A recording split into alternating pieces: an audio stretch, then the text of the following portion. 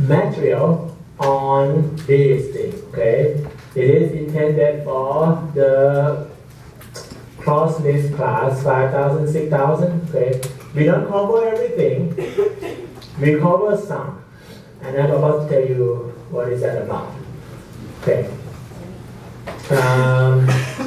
At least you have to be able to do no slip approach calculation. We are doing gas liquid multiphase flow. Very easy way of do the approximation is assume, hey, it's completely mixed, fully mixed. What is the pressure drop? Okay, I have 50% by volume of gas, another 50% by volume of liquid. Assume it's fully mixed. What is the pressure drop? Okay, so that is pseudo single phase approach. You should be able to do that because it's the same as single phase flow. Okay, describe flow pattern, of course. You should be able to describe flow pattern. I give you a picture, you tell me what is that flow pattern. Calculate the flow pattern based on mechanistic model chart. Okay, we have the chart and you tell what is the expected flow pattern based on that chart. Okay. I want you to understand uncertainty in the model. The model has uncertainty. And category A, B, C, and all those empirical based models, they are great. Very good to double check the result, but the one in the software is mostly mechanistic model. It's better. Okay.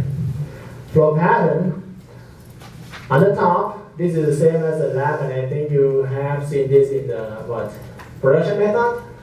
Did you? Yeah. Okay. Stratified smooth, stratified wavy, elongated bubble flow, slab flow, annular flow, wavy annular, and dispersed bubble flow. Oh, I thought you have studied already in the production method. Okay, but you did this slow. So this one, dispersed bubble flow. This one is annular wavy. This one is annular flow. This one is slab flow. This one is elongated bubble flow, and this is stratified wavy. The top one is stratified smooth. The difference between elongated bubble flow and slab flow is I don't have this in that. There's no like rotating motion and trap. It's not aerated liquid phase. So this doesn't have much air in it. Can you match between this name and that picture? Yes. Okay. Very good. Vertical flow. Okay. Now it's a little bit difficult because when I have this picture and that picture, depending on how large that I enlarge it, sometimes I cannot really tell which one is bubble flow or dispersed bubble flow. The main difference between bubble flow and dispersed bubble flow is bubble flow, there's no slip. Dispersed bubble flow, we have slip. Slip, we mean the difference in the velocity. So that bubble, gas phase velocity and liquid phase around it travel at the same speed. Okay? But this case, bubble move slower, or bubble move faster and liquid phase move slower.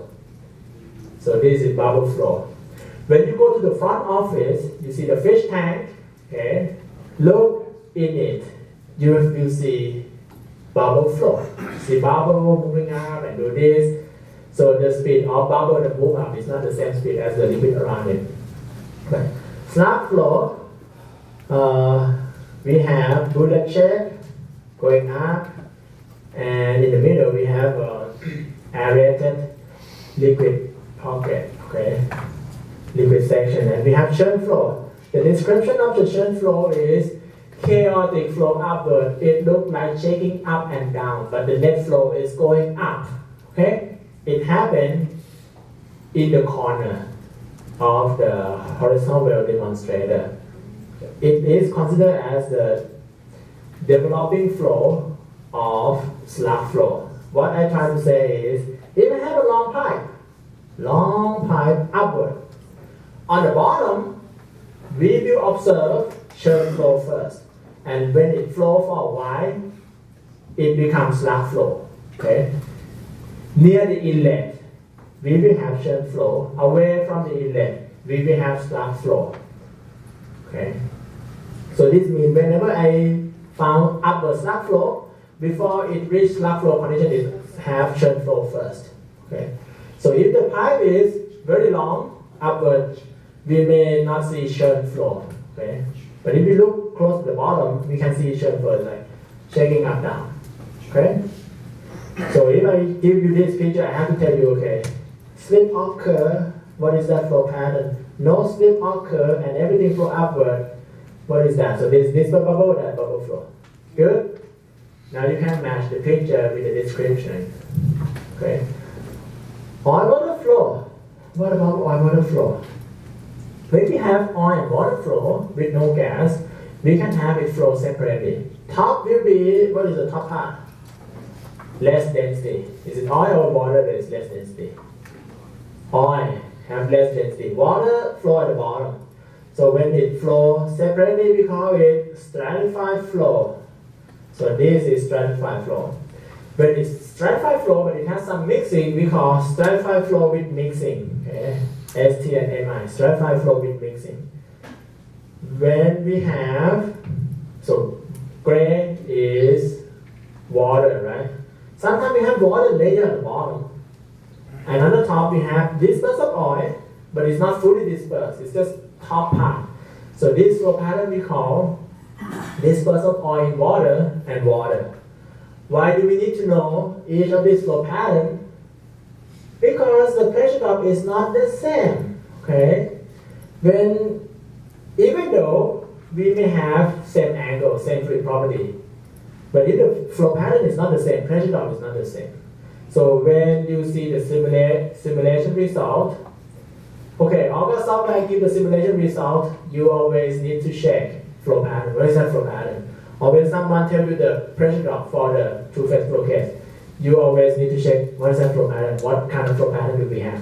Because different flow pattern doesn't have the same pressure drop, okay? This is dispersed of oil in water, because water is gray, so water is continuous phase. This is dispersed of water in oil. And this one is a little bit more. We have dispersed of oil in water and water in oil. We call this dual dispersion. Okay. On the top, oil is a continuous phase, but we have water droplet. On the bottom, water is continuous phase, but we have oil droplet. This thing can happen too. It is dependent upon the flow rate. So this chart generated from Trallero, 1995 in TUFFP, Taiwan University Fluid Flow Project. We have this chart. Okay. The way to read is, this chart is a plot between VSO, VSW, and different symbol is different flow pattern. VSO is superficial oil velocity. VSW is superficial water velocity. Superficial means not real. Okay? So superficial water velocity we use total water flow rate divided by total pipe cross-section area. Total flow rate inside the pipe, okay? Not at the separator. Total flow rate at the location that we want to do the consideration of flow pattern. Total flow rate divided by the whole pipe cross-section area that we call superficial velocity. Okay? We need superficial velocity because it is the information that is used to read the chart. Okay? Superficial velocity of oil is total flow rate of oil divided by area. This chart is meter per second unit. So that Q must be cubic meter per second, and that A must be meter squared. So when it cancels, we will get superficial velocity in the unit of meter per second. Are you with me? So the question that you will need to be able to do is, I tell, hey look, I have the pipe, zero inclination angle, this is density of oil, this is density of water, viscosity of oil, pipe diameter, inner pipe diameter of 2 inch. Oh, it's not in meter. And I tell viscosity of water, surface tension, okay. I give you the chart, I tell you, okay, if I have flow rate of oil 1 barrel per day, flow rate of water 5 barrels per day, what is it in 1 inch pipe? What is the expected flow pattern? Okay, choice A, ST, choice B, ST, that, choice C, choice D, choice E, and you tell me which one. It's just circle one choice, very easy, right? But to do that, you have to convert barrel per day. Okay, we will assume incompressible, okay, no phase change. So we convert from barrel per day to cubic meter per second. You can do that, can you? If you cannot do that, you can Google it, find out how many barrels equal to 1 cubic meter, write that number down so that you can do easy conversion. So once I tell you barrel per day of each phase, then you can calculate superficial velocity, you use the chart. Then you told me the flow pattern, you circle one, then you get 15 points, for example. Good? Very easy multiple choice. Okay, this is the result from Trallero. When they do this, they validate it against the experimental data. That's how they do it. This kind of chart is not universal in the sense that if viscosity change, the data in the chart will change.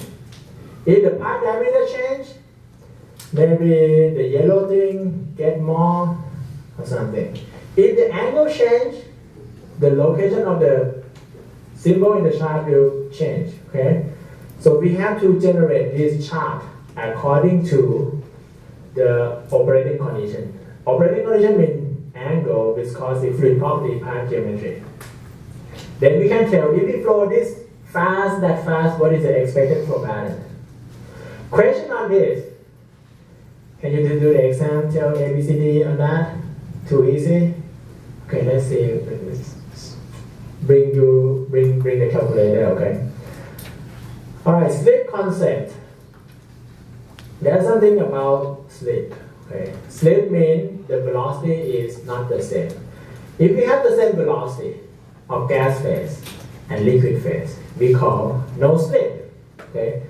High velocity doesn't mean it occupies more space. Okay? High velocity doesn't mean it occupies more space or less space.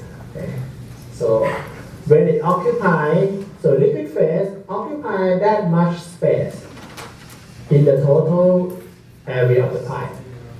Area occupied by liquid over area of the pipe, we call that liquid holdup. Okay, H sub L, liquid holdup. So what happened in the no slip condition? We put anything in inlet, okay? It comes out the same in the outlet because there's no slip. Both phases move at the same speed. What about slip condition? Typically gas move faster, or we inject more gas, more volume. Oh, okay. One more thing, when we calculate VSI, VSD, we do not use standard cubic foot. Okay? We have to use actual cubic foot in the pipe. Okay? Actual cubic foot in the pipe. Everything has to be defined at the pipe pressure temperature. So when we have slip, gas moves faster. When liquid moves slower, what happens is the stuff that moves slower accumulates in the pipe. Okay? It's accumulated in the pipe. But the stuff that moves faster doesn't quite accumulate in the pipe. Think about the extreme case. Liquid doesn't move. You put it in, or it moves very slow. So when it moves very slow, it has to occupy. So at the inlet, so I have one pipe at the bottom, big pipe at the top, okay, and this is the whole pipe. At the inlet, water coming there, gas coming there, okay, that is the inlet. But at the outlet, we will find out that the stuff that moves slower try to stay in the pipe. So it occupies more space, typically. That's what happened, okay? So this case we call slip, and that case is no slip. Superficial velocity of gas and superficial velocity of liquid. the calculation in the same way is the same as the case of water. We need this to read this kind of chart. Okay, there are several charts. We need this. So when I show you the chart, I ask you what is the flow pattern. I may tell you actual gas phase volumetric flow rate, okay, in the pipe.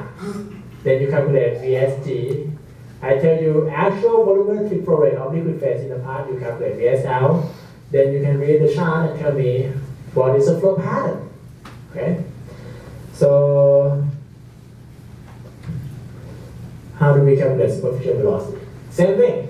Flow rate divided by pipe cross-section area. Okay?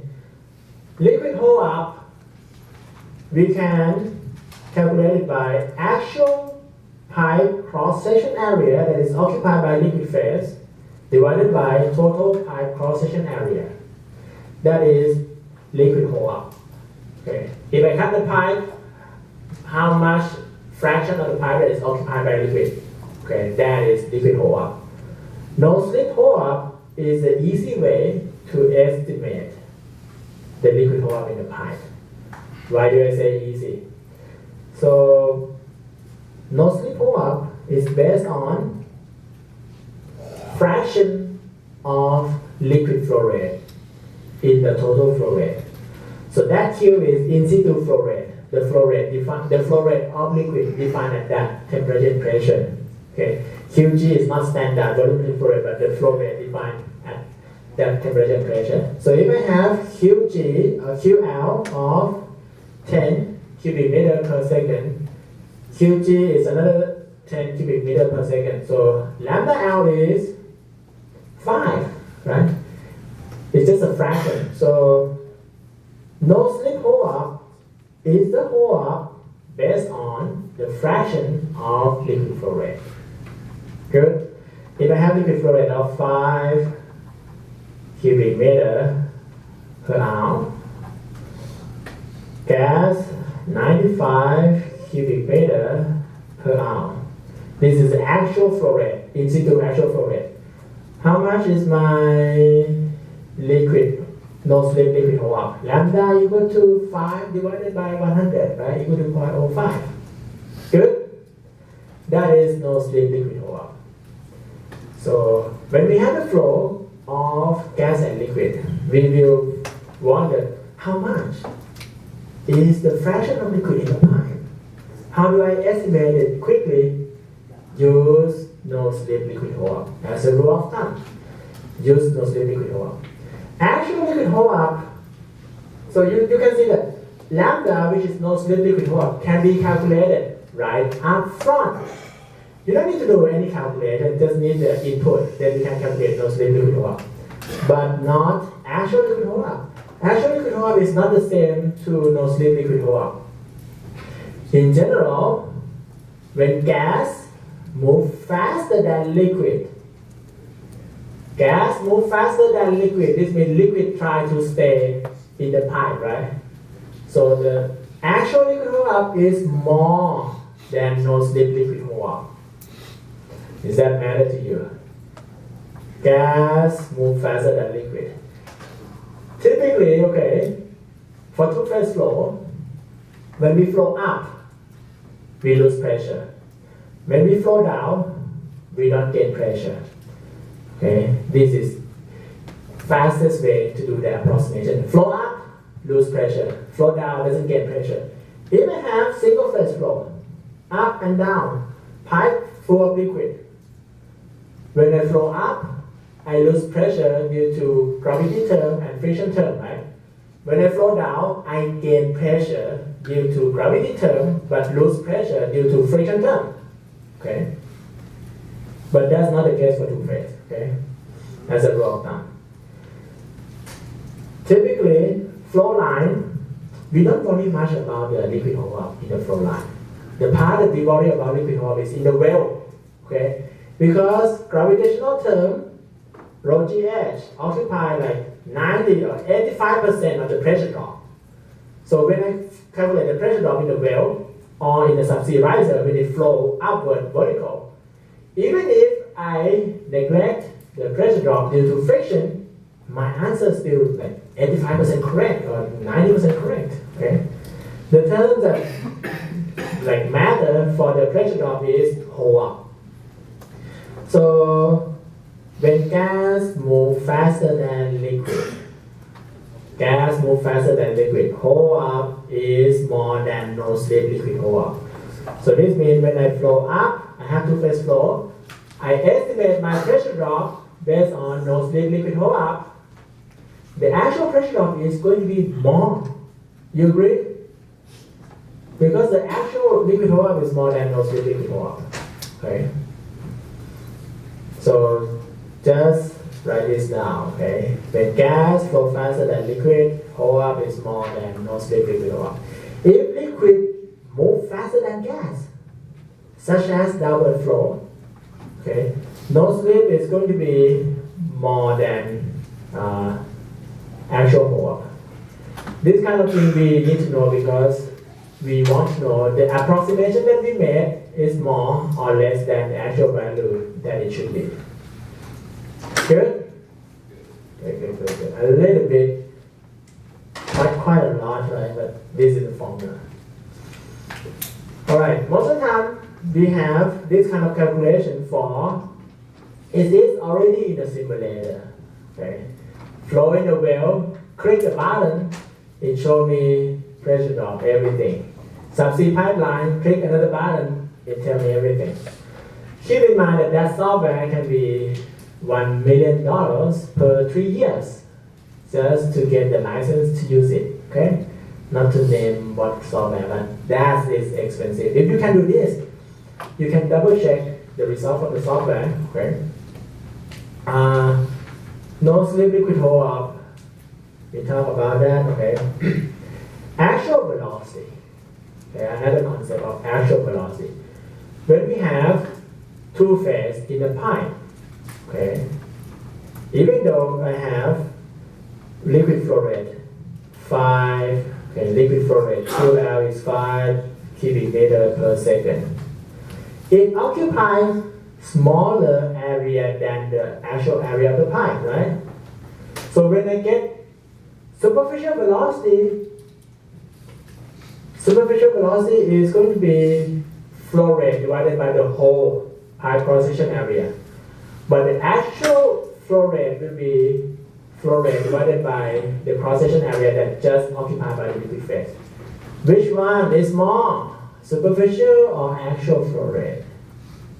Which one do you think? Which one is more? Superficial value is small. Okay. VSL is superficial value. HL is a value less than 1. Okay. HL may be 0.5. Okay. VSL may be 1 meter per second. So VL is faster. Okay.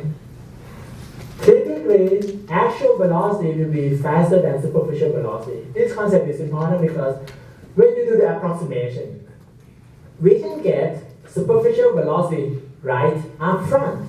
Okay, we can get superficial velocity right up front. But what about actual velocity? We need to do a lot of math to get that, which we skip. But you need to know that it is actually for flow faster. Okay? Slip velocity, if slip velocity equals to 0, no slip liquid Holdup and slip liquid Holdup is the same. That is the case for dispersed bubble flow.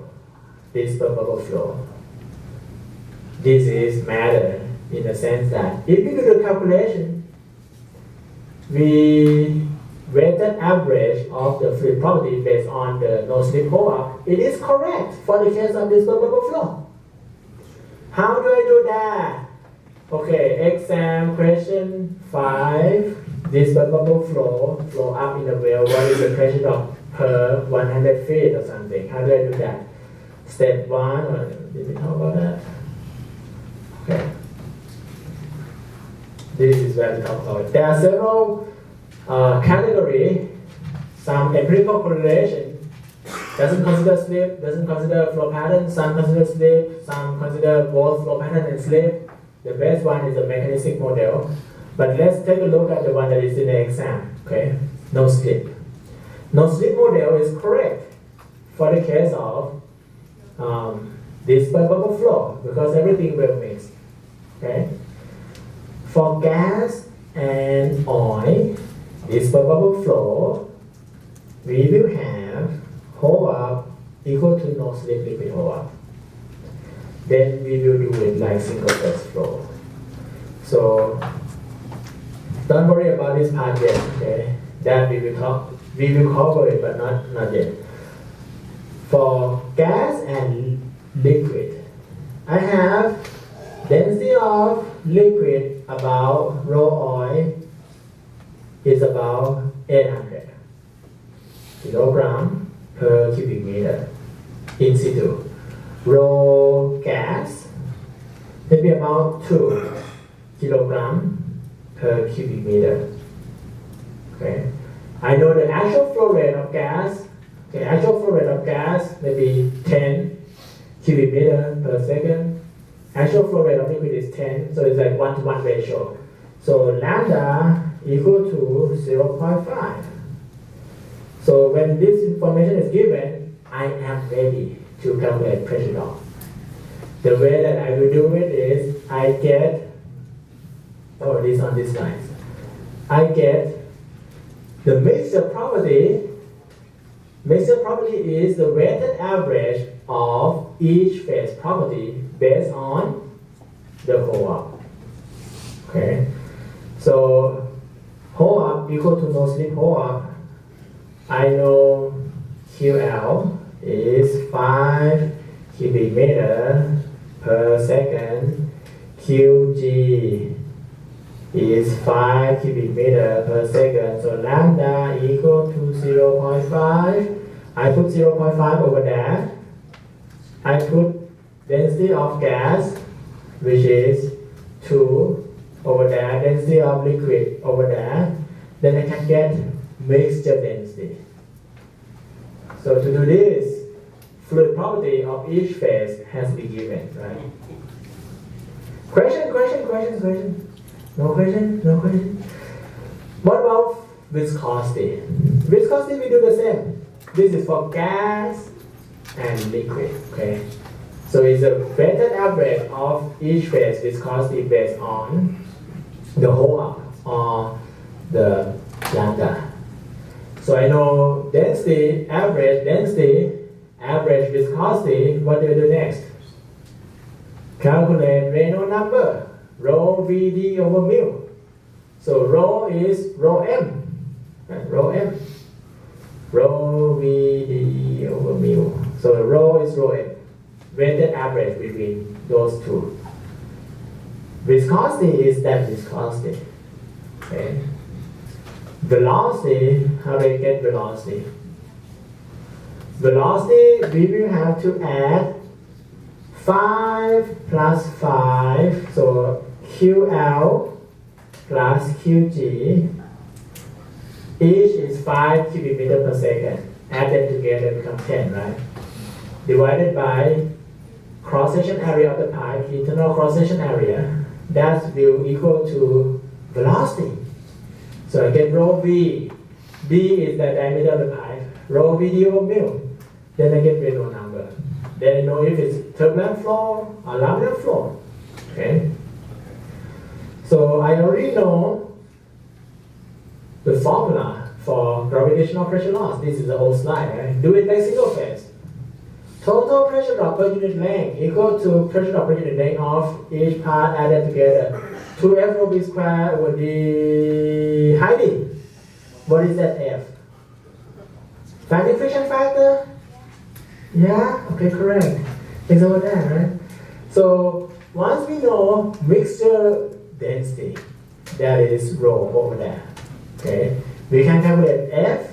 F is the mixture friction factor based on the Reynolds number of the mixture phase. Okay, that is friction factor. Then we can calculate frictional pressure loss. Good. We can do the same thing for gravitational pressure loss. Rho g sine theta. For 0, theta is 0. Okay, sine 0 is 0. For upward flow, sine theta becomes 1. Okay, this is all SI unit. Okay. So when I calculate average fluid property, then I do everything like single phase flow. Question for me. Do you know how to do it? Yes. 2F over E squared over D is a formula for frictional pressure loss. To calculate F, we have 16 over Reynolds number for laminar flow, and for turbulent flow, we can use, what is the name of the equation?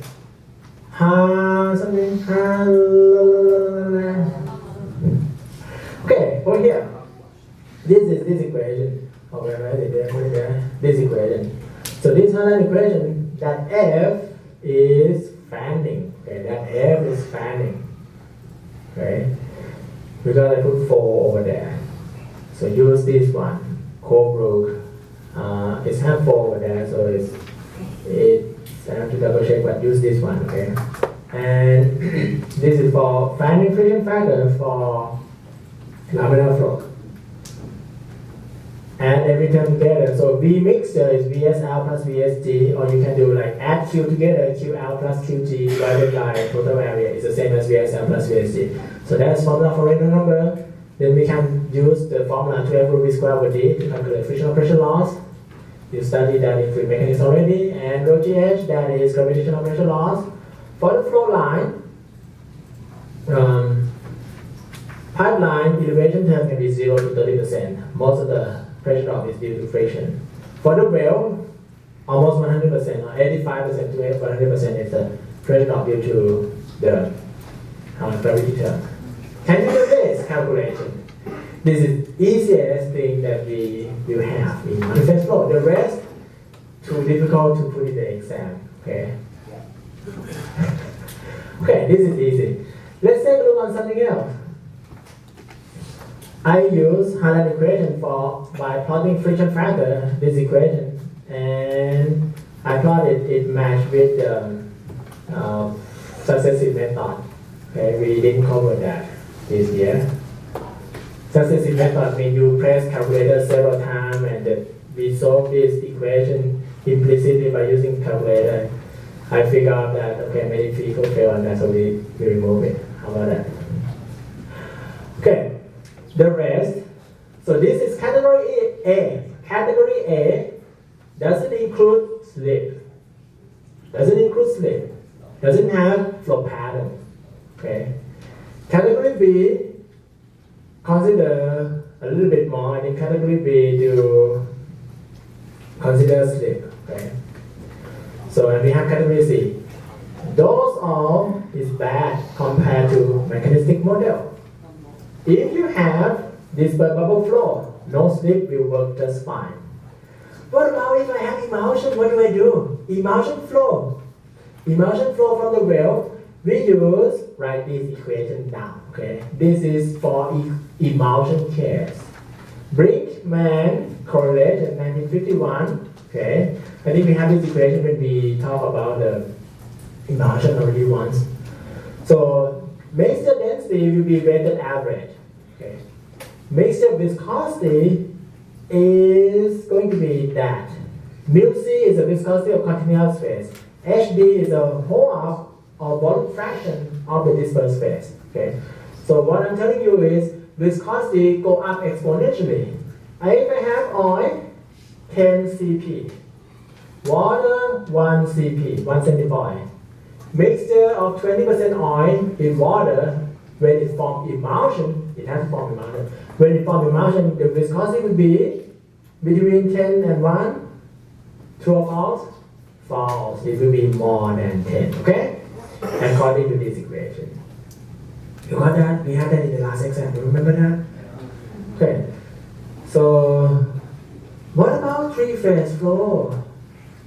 Three-phase flow, no slip. How do we do approximation? Step 1. Combine water and oil. Use this method. Then combine the mixture, the emulsion and gas phase. Use the method that I explained earlier. That will be no slip. Okay, approach. No slip approach tends to underestimate the pressure drop for the flow in the well. Because you already know that lambda L is less than HL, right? Lambda L is less than HL. So when lambda L is less than HL and we do rho will be too small than the actual rho. So when we do the pressure drop in the well, it's at least that is the pressure drop, okay? We skip all this, and what I want to show you is this comparison. We show several statistical parameters, epsilon 1, 2, 3, 4, 5, 6, and we show that mechanistic model has lowest error compared to other model, okay? That's the message. So we try to use that. For the vertical flow, we can have several flow patterns within the well because there's a phase change. In conclusion, mechanistic model is also best. Okay, the mechanistic model is also best, and it performs very for annular flow. That's its mechanistic model. So this is full calculation that is we skip. That's incremental we skip. So within the time, okay, I still have 4 minutes left. This is the flow pattern that you need to know. Flow pattern is a strong function of inclination angle. It changes with the pipe diameter. The picture that you see is typical flow pattern for 0 degree. Typical flow pattern. So when we have low VST, low VSL, we have SS, stratified smooth. If we increase the superficial velocity of gas phase, we have stratified wavy. If the gas phase velocity go up more, we have angular flow. Okay, this is when we move this way, increase gas. If we increase the liquid phase flow rate, it becomes I. What is I? Intermittent flow. On the open symbol on the left, there is elongated bubble flow. Filled symbol on the right, this is slump flow, but overall we call that intermittent flow. And when we increase the flow rate of liquid more, it becomes dispersible flow. Okay. So this means if I do this plot, use a certain software and give you the VSL, VSC, you should be able to read the flow pattern, right? Okay. This is the flow pattern for different pipe size. Look at this carefully. When we increase the angle, just from 0 to 0.25, what happened? What happened on the left? I become very big. See that? And this is for 2-inch pipe, is very big. So the dominant flow pattern in the slightly inclined pipe is intermittent flow. So basically, when we try to incline the pipe, the stratified flow pattern disappears. It actually shrinks, and when we increase the angle more, so this 1 degree, so when we increase more, it's kind of disappear. Your part is to know that when we increase the angle just as small as 0.25, it changes everything drastically, okay? Even just 0.25 deviation. So the flow pattern change completely. So the vertical flow pattern map, this is upper flow. Vertical flow pattern map, we sometimes have different flow pattern. B is bubble flow. So big pipe have bubble flow. Small pipe, this is smaller pipe, doesn't have bubble flow. So flow pattern is discontinuous. Okay, this means whatever we do in a small scale experiment, when we do it in a small pipe, we cannot directly upscale it to a bigger pipe. That's what it is, okay? This is the message. Next time we will try to cover the explanation part and a little bit of calculation over here so that you can do the exam. So if not, follow the instruction in the homework so that you can do it. Okay, the homework will help you to go through this and whatever in the exam. See you next one. Next week, Tuesday.